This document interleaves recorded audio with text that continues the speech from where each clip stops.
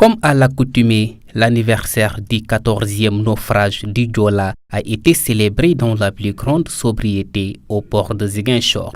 Nombreuses étaient les autorités qui ont fait le déplacement pour communier avec les familles des victimes qui continuent de revendiquer la réouverture du dossier pour situer les responsabilités. Ainsi, le ministre des Forces armées a réaffirmé l'engagement de l'État à œuvrer pour que cet événement ne tombe pas dans l'oubli. Il nous permet d'entretenir ce devoir de mémoire qui s'impose à l'État et à nous tous. Cet élan a déjà suscité de la part de l'État un ensemble de mesures visant à prendre en charge les ayants cause des victimes du Diola. Ce triste anniversaire doit aussi nous rappeler ce changement de comportement tant prôné par le chef de l'État et qui promeut la probité morale, l'intégrité et surtout le sens du civisme qui sont des valeurs cardinales de la République. Je puis vous assurer que l'État, conscient de ses responsabilités, veillera toujours à la mise en œuvre des mesures de sécurité et de sûreté pour la protection des populations. Pour rappel, le naufrage du Diola est la plus grande catastrophe maritime que l'humanité ait connue, avec 1864 morts. Depuis plus de 10 ans, l'association des familles des victimes se bat pour le renflouement du bateau englouti dans l'océan en vain. Elle devra se contenter pour l'instant de la construction du mémorial musée qui sera érigé dans les mois à venir aux abords du quai de pêche de Bouloudi. Boulouf Djito, communément appelé Bouloudi et qui signifie littéralement population du Boulouf, levez-vous, est une association qui polarise les villages de l'arrondissement de Tandouk plus la commune de Djonkissil. Cette association a été créée en 1959 sous le nom de l'Union scolaire du Djigout Nord, qui était une organisation élitiste qui regroupait de jeunes collégiens et lycéens qui se regroupaient pour organiser des cours de vacances à travers les villages. Bourama Djemé, actuel président du Bouloudi, nous parle de cette association. Le but de l'organisation du Bouloudi, c'est justement pour l'unité du Boulouf, mais également pour le développement de notre contrée, mais également rechercher la paix à travers le rassemblement de tous les jeunes du Boulouf dans une localité, quelque part dans ce Boulouf qui nous est vraiment cher. Auparavant, l'association n'intervenait que dans le domaine éducatif. Mais aujourd'hui, le Bouloudi prend en compte le volet sportif avec l'organisation de tournois de football pour encourager les jeunes qui ambitionnent de faire une carrière professionnelle. Il faut ajouter à cela le domaine social avec l'organisation de dépistage VIH-Sida et la distribution de moustiquaires imprégnés aux populations. On fait une mobilisation sociale sur le VIH-Sida. On vient de faire tout à l'heure un dépistage volontaire et anonyme et une distribution gratuite de Milda. De manière générale, une sensibilisation contre les 3 pandémies que sont le VIH, le paludisme et la tuberculose. Soucieux de la préservation de l'environnement, le Bouloudi a également initié des activités de plantation d'arbres, bien qu'étant dans une zone forestière luxuriante.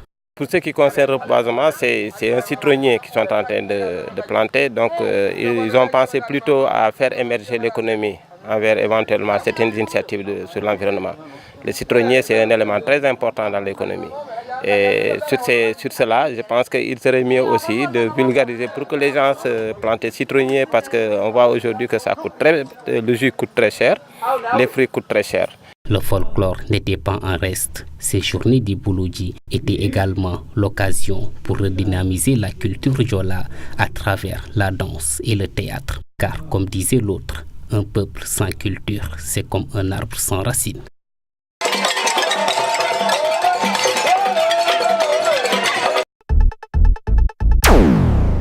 C'est le ministère de la Culture qui a en charge ce dossier, qui est une vieille doléance des victimes, des familles de victimes du Diola, du naufrage du bateau le Diola. Donc c'est une doléance qui remonte à 14 ans et le président Macky Sall, dès son accession à la magistrature, a souhaité vraiment que ce mémorial soit construit, érigé à Ziguinchor.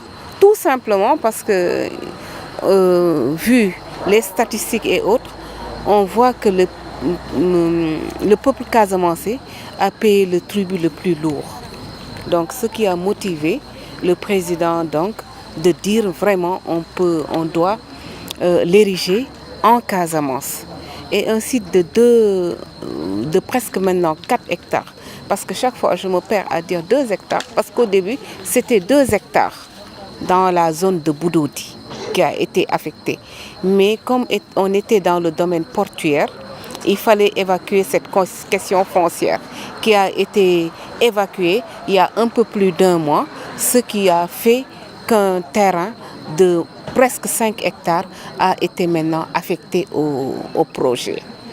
Donc aujourd'hui, ma présence à ces cérémonies commémoratives, c'est pour donner beaucoup plus de poids au mémorial, au contenu, parce que on voyait toujours que les sites, c'était Kantène, c'était Dakar. Mais aujourd'hui, en allant à Kabadjo et à Bassori, on découvre qu'il y a une autre réalité qu'il faut prendre en charge dans le projet. Et ce qui témoigne, ce qui montre vraiment notre présence ici. La capitale du Sud vient de se doter d'une cour d'appel. Après Dakar, Kaolack, Saint-Louis et Thiès, Ziguinchor devient ainsi la 5e région à se procurer de cette institution judiciaire. La cérémonie officielle d'installation de la cour a été présidée par le ministre de la Justice, garde des Sceaux. Comme Monsieur le Président de la République, Macky Sall a voulu mettre à la disposition des justiciables et des populations de la région naturelle de Casamance. Je voudrais aussi féliciter le premier président de la Cour d'appel de Ziguinchor et le procureur général près la Cour d'appel de Ziguinchor qui ont été nommés et qui vont ouvrir cette juridiction nouvelle, attendue depuis fort longtemps par les populations casamançaises depuis l'indépendance. Je pense que c'est un progrès notable dans la modernisation de notre justice parce que les édifices publics qui sont les cours et tribunaux sont le visage de la justice. Et vous avez pu voir que nous avons un édifice majestueux et qui comporte près de 80 bureaux. C'est pourquoi nous envisageons d'en faire un vrai palais de justice avec toutes les commodités qui vont avec. Cette cour d'appel va contribuer à renforcer et à rapprocher les justiciables de la justice, car elle est la juridiction de second degré, en ce sens qu'elle connaît de l'appel de toutes les décisions rendues en premier ressort par les tribunaux régionaux. Il faut rappeler que la construction de cet édifice flambant neuf rentre dans le cadre de la modernisation de la justice, une vision chère au chef de l'État Macky Sall. Au niveau du CDD, en fait, nous avons lancé un appel pour que quand même on puisse désinfecter, désinsectiser toutes les écoles avant que les enfants quand même ne rejoignent les classes. Mais maintenant, le service d'hygiène est prêt pour faire vraiment la désinfection. Mais généralement, le problème auquel nous sommes confrontés, c'est le problème des intrants. Et là, c'est les mairies qui doivent les mettre en place, les fournir au service d'hygiène pour que en fait, le travail puisse être fait. Maintenant, les différents maires ont pris l'engagement de mettre ces intrants-là à disposition. Mais surtout, il y a l'ODECAV et le conseil départemental de la jeunesse qui ont pris l'engagement aussi de désherber les écoles.